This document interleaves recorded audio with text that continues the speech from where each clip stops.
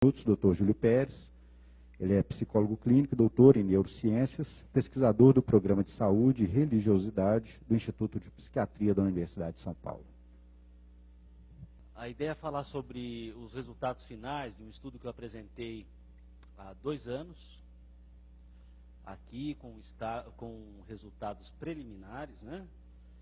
E nós investigamos a psicografia de 10 médiuns brasileiros através do equipamento SPECT, que é um método de neuroimagem. A gente vai detalhar um pouquinho mais ao longo aí da palestra, né? Esse, como vocês sabem, é um estudo cooperativo e não poderia ser diferente, porque afinal, um estudo complexo dessa ordem envolve a ajuda de muitas pessoas, né? A palestra do Jeremias, quem estava no auditório que eu participei na primeira ocasião desse dia, eu gostei muito do que ele disse, né? A cooperação e a humildade são pré-requisitos importantes para os estudos se desenvolverem. Então a gente precisa pedir ajuda mesmo, e essa ajuda, quando os coautores têm um ideal comum, faz naturalmente o estudo fluir muito bem. E nesse sentido foi o que aconteceu, justamente, né? Estiveram envolvidos 4 universidades, e eu tenho o prazer e a honra de estar aqui com a Alexander, que foi coautor desse estudo e é um parceiro muito querido, com quem eu tenho uma grande sintonia, uma grande honra em trabalhar com. Além do Andrew Newberg, que é o nosso coautor da Universidade de Pensilvânia, e o Leonardo Caixeta e o Frederico Leão, que não está aí.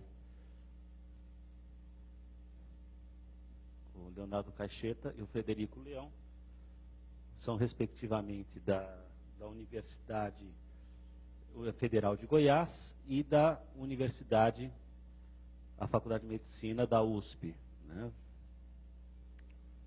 Muito bem. E por que então estudar esse tema, né? A mediunidade é uma expressão da natureza humana. Gente, eu vou pedir desculpa, estou com uma balinha aqui, mas se eu não tiver essa balinha, eu vou começar a tossir, que eu estou saindo de uma gripe forte, tá? Então, os trintarzinhos aí, vocês abstraiam. E a natureza humana é absolutamente um tema fundamental para a gente entender e estudar. Com qual razão? Qual a motivação? Porque, justamente, se nós compreendermos essa miríade de fatores que compõem a natureza humana, a gente vai compreender também a etiologia do sofrimento. E com isso nós conseguimos tratar com mais eficácia o sofrimento. Então, o porquê de estudarmos essas expressões naturais, né, aos homens e às mulheres, tem só médium homem, né? Aliás, é interessante como no nosso estudo o gênero também foi balanceado, sem que houvesse inicialmente um direcionamento nesse sentido, né? E quando nós conhecemos, então, para e passo, através dos estudos, das investigações, essas expressões naturais, a gente consegue, naturalmente, ter uma boa ideia de como trabalhar essas expressões, se elas estão envolvidas na patologia ou no sofrimento humano. Como eu disse anteriormente, né, na última aula, a ciência ainda não detectou com precisão esses fatores que compõem a personalidade. E, por enquanto, existe um consenso, né, até onde a gente conseguiu chegar, que as influências genéticas, a bagagem genética, as influências ambientais, são responsáveis pela personalidade, pelo desenvolvimento da personalidade. No entanto, entre vários outros argumentos, né, quem quiser aprofundar isso, eu sugiro que leia o meu livro Trauma e Superação, a gente pode questionar atual situação em relação ao nosso conhecimento sobre a origem da personalidade. Por exemplo, os gêmeos diencefálicos ou os gêmeos siameses têm necessariamente a mesma bagagem genética e passam pelas mesmas experiências. Então, seria esperado, no mínimo, similaridade dos traços de personalidade, o que não acontece desde a primeira infância. Esses gêmeos mostram personalidades absolutamente distintas, né? Esse caso das irmãs iranianas é particularmente interessante, que aos 29 anos as diferenças eram tão marcantes, né, desde pequenininhas, que elas resolveram passar pelo risco da cirurgia para serem divididas, e de fato elas morreram nessa cirurgia. E alguns artigos foram gerados nessa direção, muito interessantes, né? O que nós aprendemos com Lala e Lele, que é o nome dessas gêmeas, e que infelizmente faleceram. Agora, esse não é o único exemplo que desafia essa hipótese que a interação de fatores genéticos do meio ambiente são exclusivos na construção da personalidade. No entanto, se a gente for observar atualmente, na nossa formação acadêmica, seja na área da saúde, especialmente, é essa ideia que nós absorvemos ao longo da formação. É um tema que continua em estudo e essas questões não estão fechadas, né, até agora. Esses dados demográficos, por si só, justificariam também esse tipo de estudo a respeito da sobrevivência da alma. Por quê?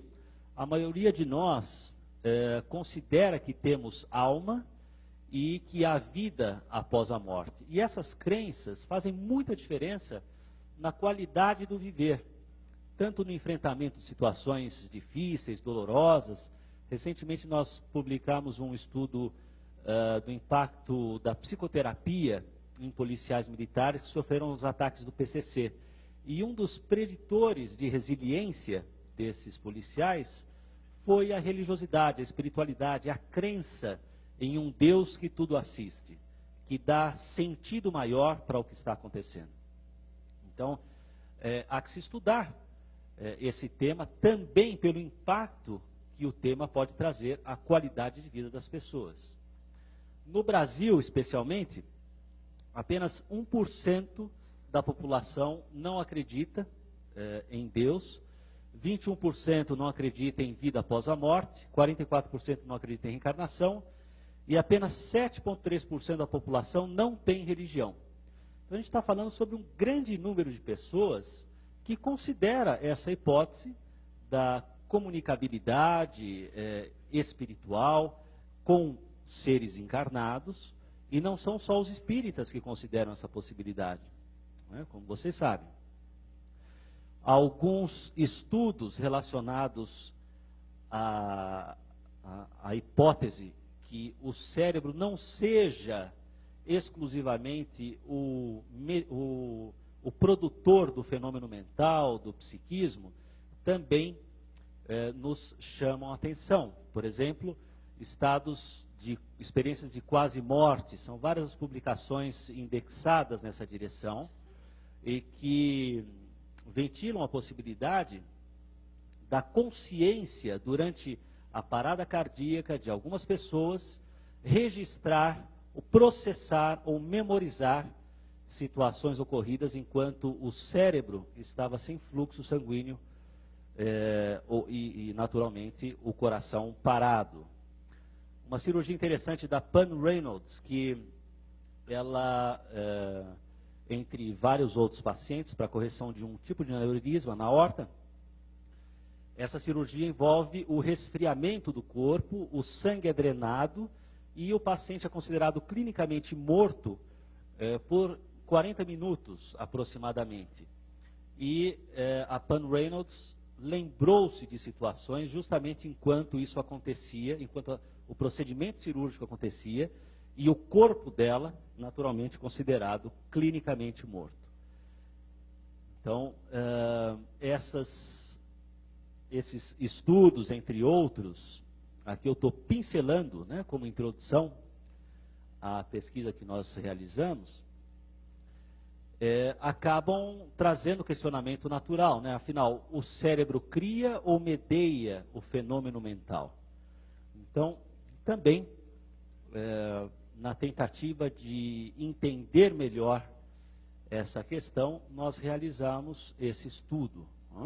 Até agora, os estudos com neuroimagem, experiências espirituais, religiosas, mostram já alguns achados bem interessantes. Por exemplo, são vários os circuitos associados à experiência mística, religiosa ou espiritual. Quer dizer, então com isso, aquela teoria do ponto de Deus, uma única estrutura relacionada às experiências com Deus, foi derrubada.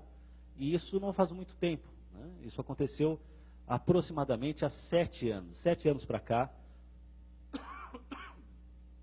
que essa teoria vem sendo questionada e derrubada. Os resultados de neuroimagem das experiências religiosas não depreciam o valor ou o significado dessas experiências, né? Porque no passado, a corrente monista materialista, que justamente acredita que o fenômeno mental possa ser oriundo exclusivamente do cérebro, discutia essas experiências religiosas, naturalmente, como frutos exclusivos do cérebro. O Persinger, por exemplo, um pesquisador nessa área, diz que poderia fazer qualquer pessoa entrar em estado de êxtase religioso se ele estimulasse, com um capacete que ele desenvolveu, uma certa região do cérebro envolvida a ínsula, o cíngulo anterior, e essa experiência então se faria.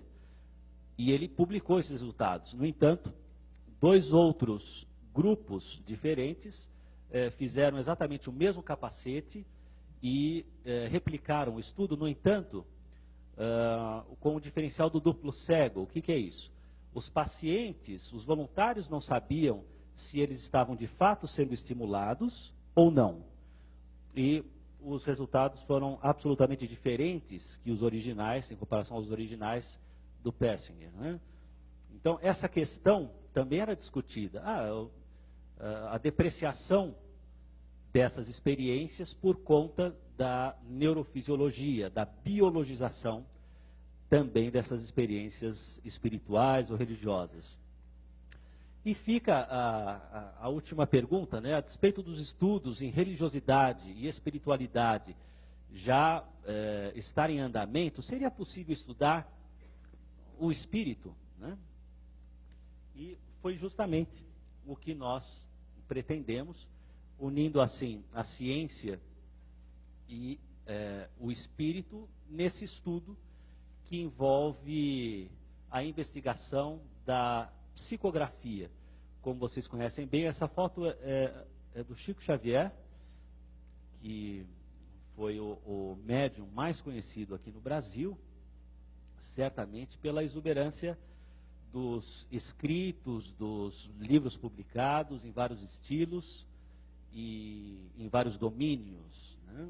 Sejam esses domínios literatura, ou artes, ou mesmo biologia, psicologia, assim por diante, né?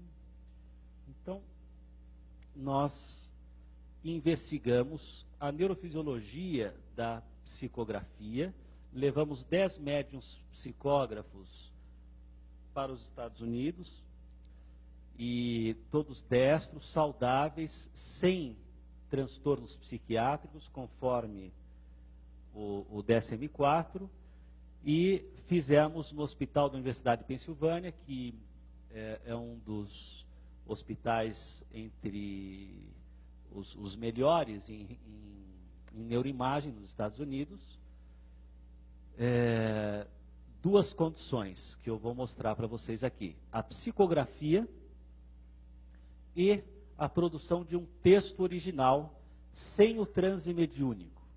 Quer dizer, o indivíduo, então, ele vai escrever o texto de própria autoria, sem o transe mediúnico, e nós comparamos esse texto com a produção da psicografia naturalmente em transe mediúnico. Alguns ensinamentos importantes nós obtivemos durante esse estudo, né, o que nos motiva a continuar essa linha de pesquisa. Por exemplo, como deixar os voluntários à vontade no hospital, sem, por exemplo, criar um ambiente de ansiedade, um ambiente que eles ficassem, por exemplo, melindrados ou desconfortáveis, para que o fenômeno pudesse emergir assim, espontaneamente, naturalmente. Uma boa entrevista qualitativa, antecipadamente, é fundamental. Respeitar as sugestões dos voluntários, também mantendo naturalmente o rigor científico. E tentar entender um pouco melhor as expectativas dos voluntários, né? Por exemplo, uma delas foi, quer dizer, eu estou indo para um estudo nos Estados Unidos, eu sei que o telefone toca de lá para cá e não daqui para lá, né?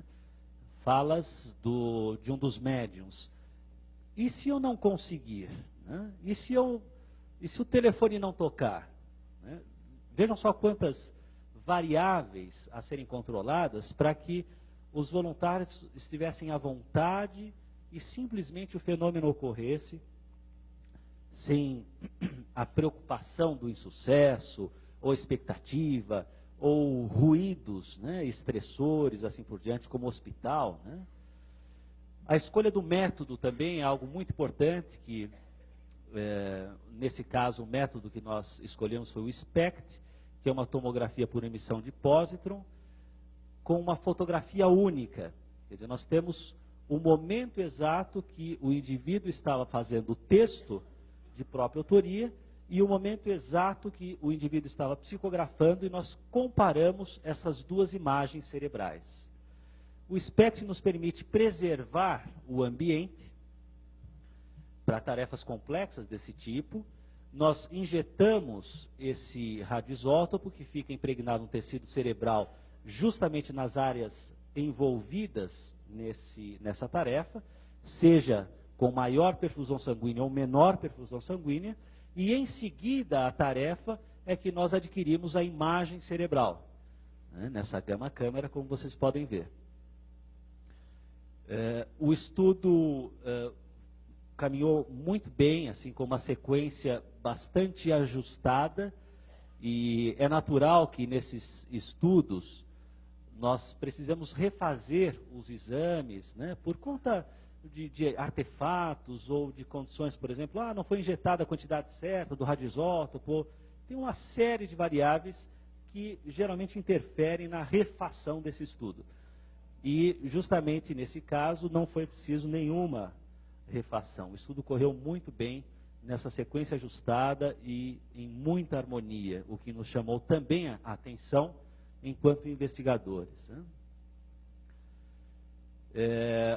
Aqui é a gama câmera, onde o voluntário adquire a imagem depois dele ter feito a tarefa, seja a escrita do texto original ou a psicografia, e em seguida ele faz a outra tarefa, sendo que nós balanceamos essa sequência, justamente para evitar o efeito sequência. Então, metade dos voluntários começaram pelo texto original e metade dos voluntários começaram pela psicografia. A cada exame, nós checávamos se tudo caminhava bem e, felizmente, era sempre o que nós observávamos. Né? Então, vamos adiante. A familiarização, né, outra vez, com o passo a passo. Aqui nós estamos outra vez explicando o passo a passo para os médiuns. É importante que vocês saibam que todas essas imagens foram concedidas, né? Os médiuns, obrigado, assinaram um termo de consentimento para que nós pudéssemos mostrá-las, né? E essa familiaridade com o ambiente, o espírito de união, aqui o grupo de suporte espiritual à distância, o que os médiuns pediram para que o fenômeno pudesse acontecer. Então, 5 médiuns ficavam à distância e os outros 5 justamente na Gama Câmara, próximo ao equipamento onde acontecia a psicografia e os exames, né? Aqui, como vocês podem ver, o Alexander, o Roberto Lúcio, que também participou do estudo como médium, ele foi um médium experiente, e o grupo aqui todo num entrosamento saudável, em que não havia constrangimento de qualquer parte, né? E numa ocasião, num congresso americano, um colega disse: olha, eu já testei médiums, mas não funcionou, eu não tive bons resultados. E talvez esse seja o maior problema. Os médiums não querem ser testados, eles podem ser estudados. E a nossa abordagem em relação aos médiums foi exatamente essa, de estudá-los sem a expectativa de testá-los.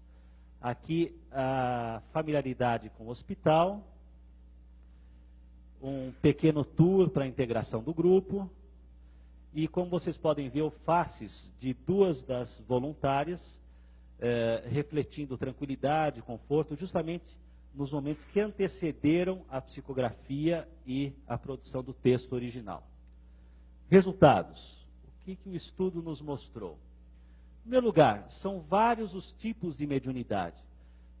Para vocês, isso é senso comum, mas para muitos investigadores, é uma realidade absolutamente distante. Então, informar esses investigadores dessas possibilidades é fundamental para que a percepção se abra à investigação também dessas novas possibilidades de linhas de pesquisa. Dados fenomenológicos da psicografia, quer dizer, foram várias as expressões psicográficas, né? Enquanto uma pessoa, por exemplo, se sentiu fora do corpo, escrevendo inconsciente, perdeu a noção do conteúdo que escreveu, do espaço e da orientação do tempo, para uma outra voluntária, as frases vieram como se fosse um ditado. O esforço para escrever rapidamente, para não perder o conteúdo do que ela ouvia, e assim por diante, né?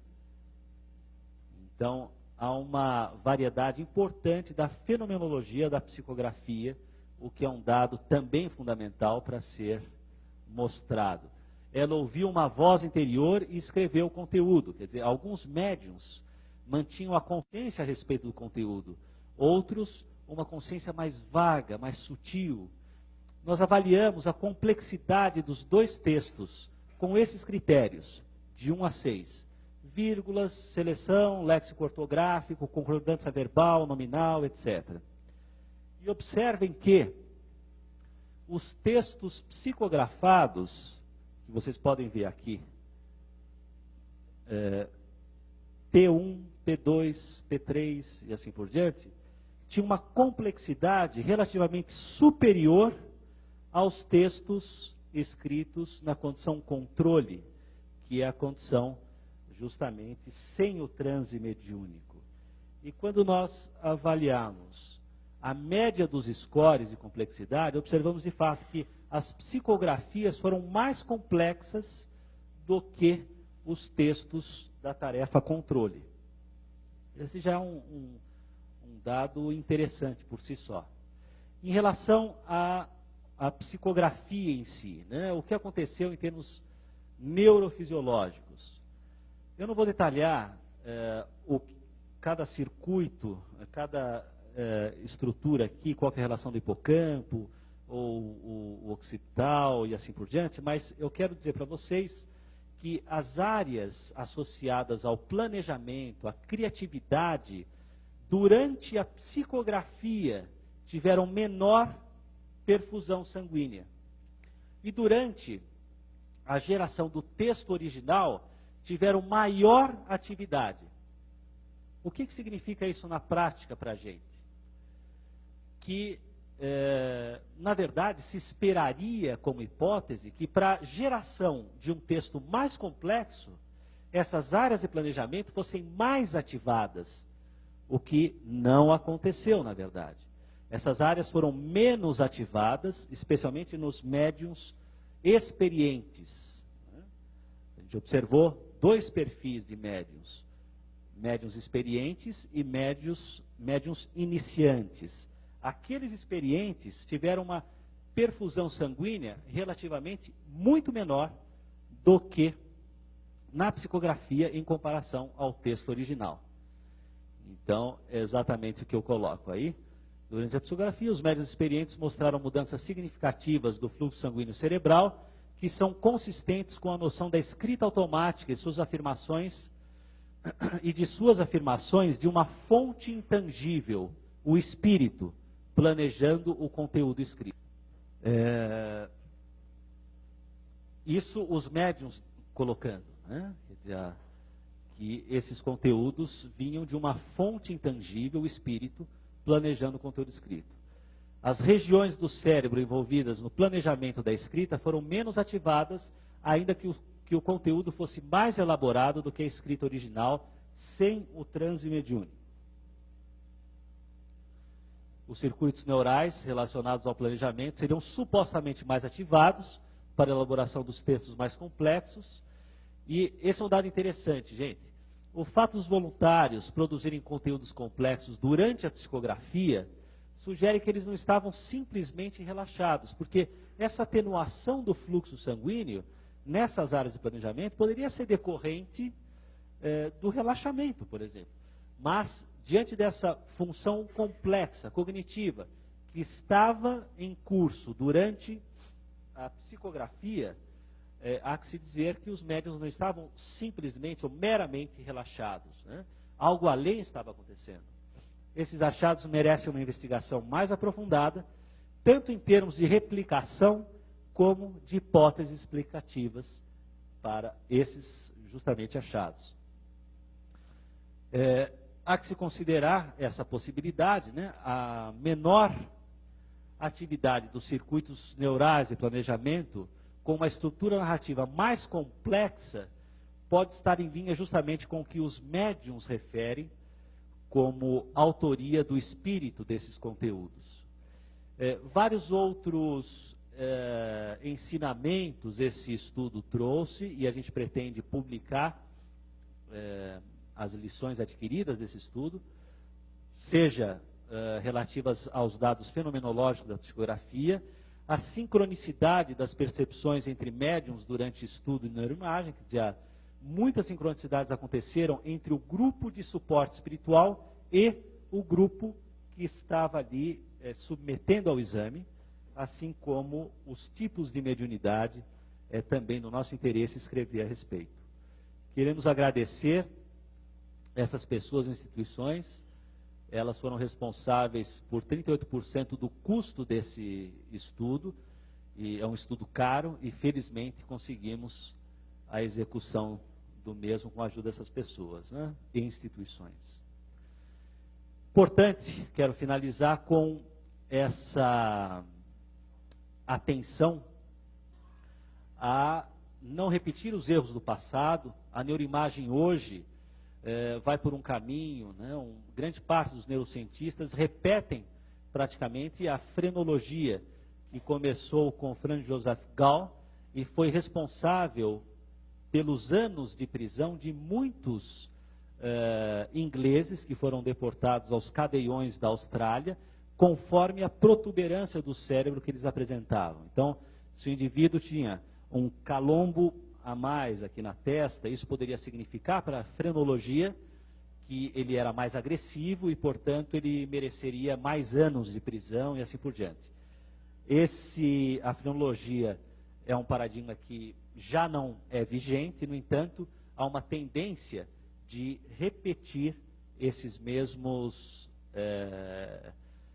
paradigmas históricos, e é preciso que nós aprendamos com o passado ao invés de repetir esses erros, né?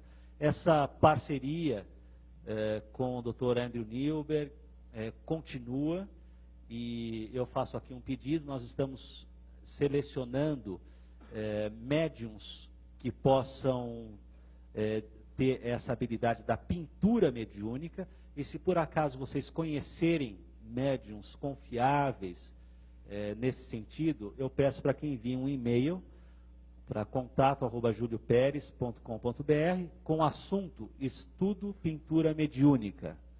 Nós temos até agora 6 médiums selecionados e queremos reunir aí o N de 12 médiums.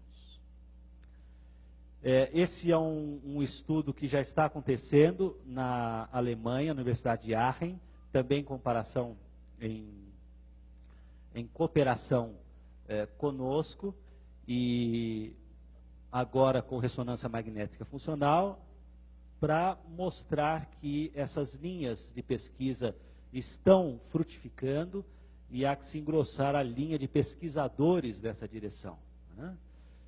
Então, em breve, possivelmente, vocês receberão a boa notícia da nossa publicação. Espero que sim, cruzem os dedos, né? Porque a gente está fazendo a nossa parte aqui. E certamente, depois de publicado o artigo, vocês terão acesso à divulgação científica do mesmo, né?